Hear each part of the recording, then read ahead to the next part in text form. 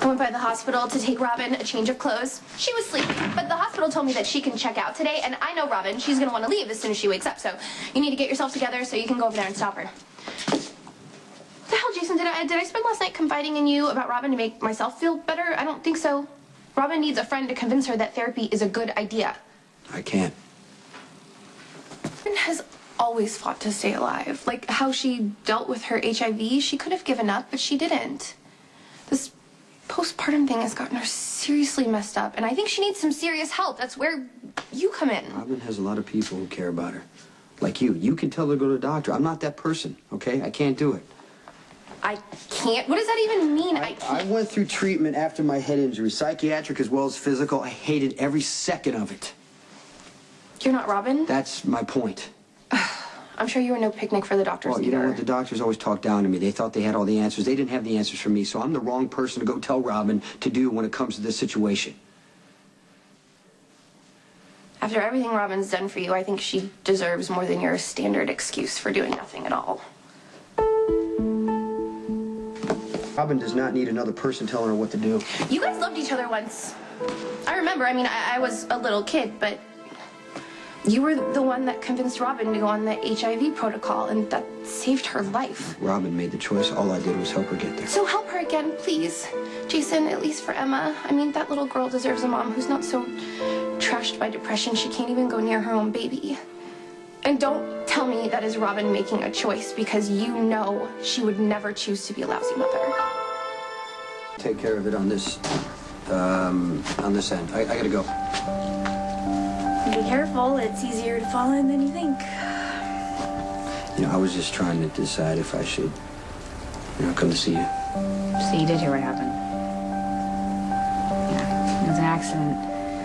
Patrick actually jumped in and pulled me out of the water. It was foggy and dark, and I slipped. I believe it. You don't know how good it is to hear somebody say that and mean it. I can still see that you're in trouble.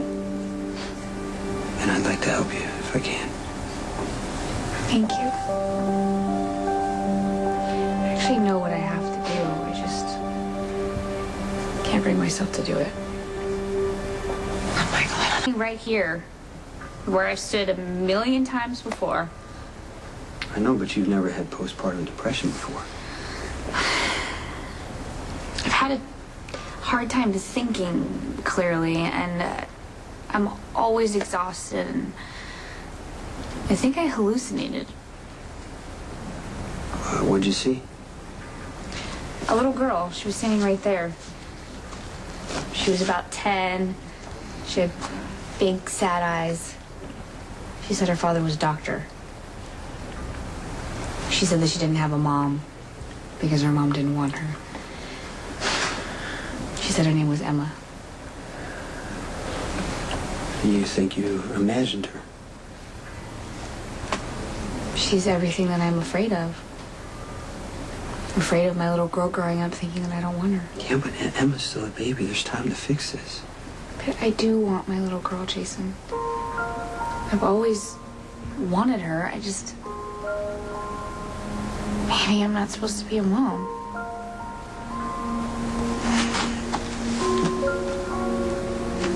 Robin, you can do anything that you want to do. You are one of the strongest people that I know.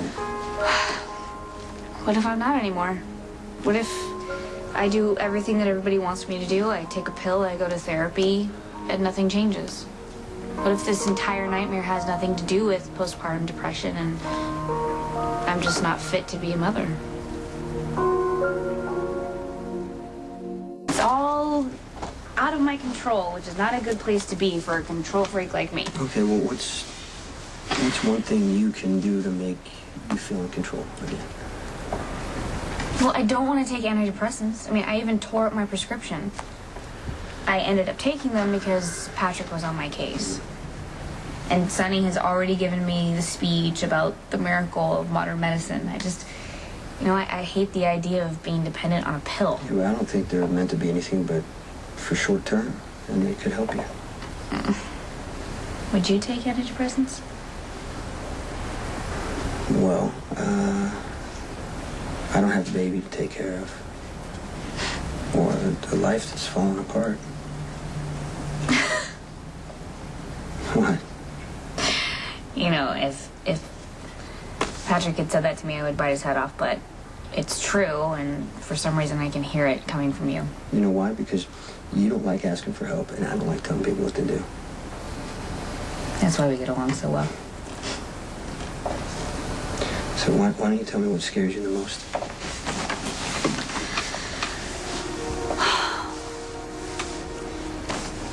What if this treatment doesn't work? What if What you're feeling isn't because of postpartum depression? What if I just don't want to be a mother? What if